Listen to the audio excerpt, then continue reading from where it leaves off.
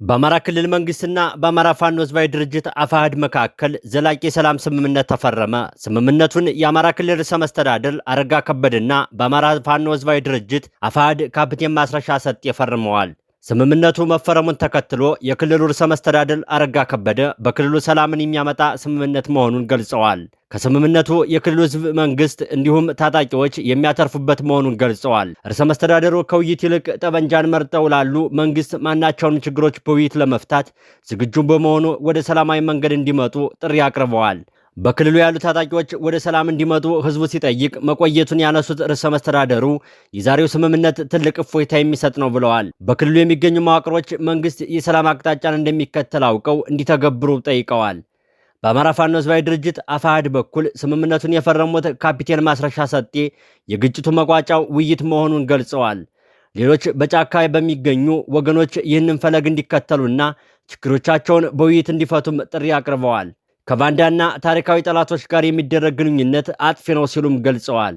ዘላቂ የሰላም ስምምነት ፊርማ ስነ ስርዓቱ ላይ የተገኙት የአፍሪካ ህብረት ኮሚሽን ምክትል ኮሚሽነር ሰልማ ሃዲ በበኩላቸው ስምምነቱ ለሌሎች ታጣቂዎችም የሰላም በርን የሚከፍት ነው ብለውታል። የኢጋድ ምክትል ዋና ጸሐፊ መሐመድ አብዲ በበኩላቸው ውሳኔው ታሪካዊና ጀግንነትን የሚጠይቅ ነው ብለውታል። ሌሎች ታጣቂዎችም ይህንን ሂደት እንዲቀላቀሉም ጠይቀዋል። ስምምነቱ የተካሄደው የኢጋድና የአፍሪካ መሪዎች ባሉበት የክልሉ ርዕሰ መስተዳድር እና ካፒቴን ማስረሻ ሰጤ ናቸው ተብሏል። አርበኛ ዘመነ ካሴ ሲታሰር ያኔ በጠዋት የህዝባዊ ኃይል ምክትል ሰብሳቢ የነበረው ካፒቴን ማስረሻ ሰጤ መሪዎቻችን ድርጅቱንና በህቡ በተደራጀው ኃይል በትኖ ከስርዓቱ በተሰጠው መኪና ደብረ ማርቆስ ዩኒቨርሲቲ ትምህርት ሲጀምር ነበር ከአዲሱ ትውልድ አእምሮ የወጣው ይላሉ። የፖለቲካ ሞትን የተለማመደው ያኔ ነበር የሚሉም አሉ። ከቀናት በፊት የአማራ ፋኖ ህዝባዊ ድርጅት አመራሮች ካፒቴን ማስረሻ ሰጤን ጨምሮ የተወሰኑ አፈንጋጭ ያላቸውን አባላት ከድርጅቱ ማገዱ ይታወሳል። ይህንን ተከትሎም ካፒቴን ማስረሻ በዛሬው ዕለት ከፍተኛ የመንግስት አመራሮች በተገኙበት የአማራ ፋኖ ህዝባዊ ድርጅት ወክዬ በማለት ከክልሉ መንግስት ጋር መደራደሩን በአማራ ሚዲያ ኮርፖሬሽን አስታውቋል። እርሱንና የእርሱን የፖለቲካ ርዕዮት የሚከተሉ ብዛት ያላቸው የፋኖ አመራሮችና አባላት ስምምነቱን እንደሚቀላቀሉም ተጠብቋል።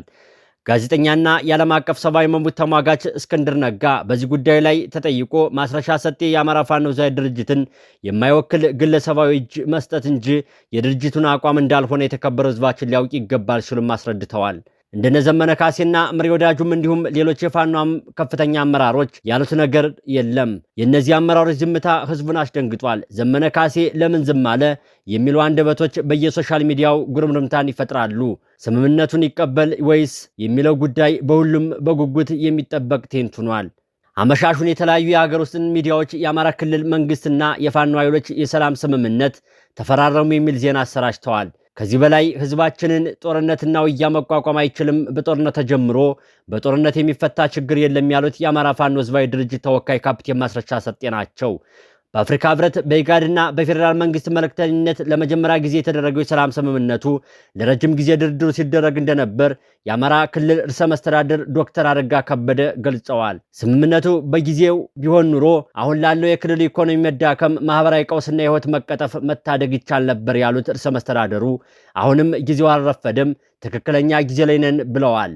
የአፍሪካ ህብረት ምክትል ኮሚሽነር አምባሳደር ስሪ ሚያድዲ በበኩላቸው ለአንድ ኢትዮጵያ ለህፃናትና ለሰብአዊ መብት መከበርና ለሰላም መረጋጋት ከሰላም ውጭ ሌላ መፍትሄ የሚሆን ነገር የለም ብለዋል። የኢጋድ ምክትል ጸሐፊ መሐመድ አብዱል ሙሄ በበኩላቸው ይህንን ሰላምና መረጋጋት ለመመስረት የመጣችሁትን እንኳን ደስ አላችሁ ብለዋል። የአማራ ክልል ርዕሰ መስተዳድር አሁን ወደ ሰላም ያልመጡ ኃይሎች ወደ ሰላም እንዲመጡ ጥሪ አቅርበዋል። የተለያዩ የመንግስት ሚዲያዎች ይህንን ቢሉም የአማራ ፋኖ ህዝባዊ ድርጅት አስቸኳይ መግለጫ በሚል ተከታዩን መግለጫ ከፋኖ በኩል አሰራጭቷል። የአማራ ፋኖ ህዝባዊ ድርጅት በጦርነት እያሸነፈ ካለው አገዛዝ ጋር የፈረመው ስምምነት የለም ይላል የመግለጫው መግቢያ። በፋኖ ብርቱ ትግል እየተመታ ለመውደቅ እየተንገዳገደ መያዣውና መጨበጫው የጠፋው የኦህዴድ ብልጽግና አገዛዝ ከፈረሰ 2 ዓመታት ካስቆጠረው የአማራ ክልል መንግስት የሙት መንፈስ ጋር የሚደረግ የአማራ ፋኖ ህዝባዊ ድርጅት የሰላም ስምምነት አደረገ ብሎ ዛሬ ረፋዱን ያወጣው መግለጫ ፍጹም ሐሰት ነው። የአማራ ፋኖ ህዝባዊ ድርጅት ከኦህዴድም ወይም ከብልጽግናም ሆነ ከአማራ ክልል መንግስት ተብዬው የሙት መንፈስ በቀጥታም ሆነ በተዘዋዋሪ ተገናኝቶ ድርድር አድርጎ ያውቅም። ከአገዛዙ ጋር የምንገናኘው በጦር ሜዳ ብቻ ነው። በምናባዊ ዓለም ተደረገ በተባለው ድርጅት ተገኝተዋል የተባሉት የአፍሪካ ህብረትና የኢገድ በቀጣይ ቀናት ይፋዊ መግለጫ እንዲሰጡ በዚሁ አጋጣሚ ጥሪ እናቀርባለን። በአማራ ፋኖ ህዝባዊ ድርጅት በኩል ስምምነት ፈረመ የተባለው ማስረሻ ሰጤ የአገዛዙ ተልዕኮ ተቀብሎ ሲንቀሳቀስ ተደርሶበት ከአመራርነትና አባልነት የታገደና የተባረረ መሆኑን በዚህ ሳምንት በወጣነው መግለጫ መግለጣችን ይታወሳል። ከአገዛዙ ጋር ሲቀላቀልም ለስራ ተብሎ የተላከለት በርካታ ያልተወራረደ የህዝብ ገንዘብ በእጁ እንደሚገኝና የሰላም ስምምነቱን ለዘረፋ ሽፋን ለማድረግ ከአገዛዙ ጋር ተቀናጅቶ እየሰራ መሆኑ ሊታወቅ ይገባል ብለዋል።